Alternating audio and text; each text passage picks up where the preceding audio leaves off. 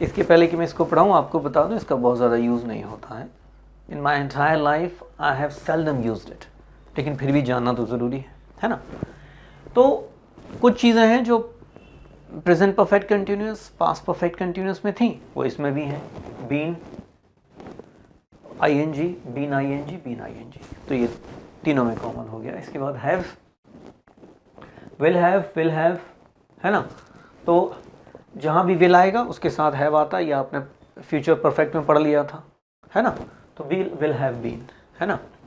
तो ये कहाँ यूज़ होता है, जब फ्यूचर की बात आप करो टाइम लाइन में, ये फ्यूचर आया, ये प्रेजेंट है, ये पास्ट है ना।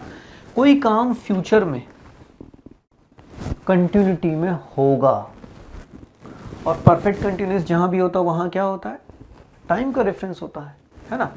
तो मान लो कोई काम यहाँ शुरू होता है ना, ये मान लो आप अभी हम 2000 मान लो 23 में पहुँच गए, ठीक है ना।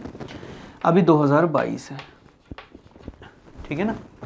अब ये है they will have been renovating their house since 2021, है ना। तो ये 2021 है।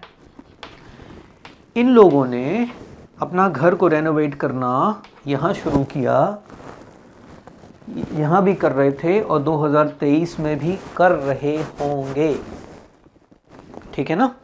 मतलब 2023 में भी वो प्रोसेस में होंगे। अब यही बात तो फ्यूचर कंटिन्यूस में थी कि दे विल बी रेनोवेटिंग, है ना। They will be renovating and they will have been renovating. अंतर क्या है, अंतर ये है जैसे टाइम बताया स्ट्रक्चर बदल गया, यहाँ शुरू किया था एंड 2023 में भी वो कर ही रहे होंगे, लेकिन रेफरेंस आ गया टाइम का। 2021 से शुरू किया था, 2023 में भी वो कर ही रहे होंगे।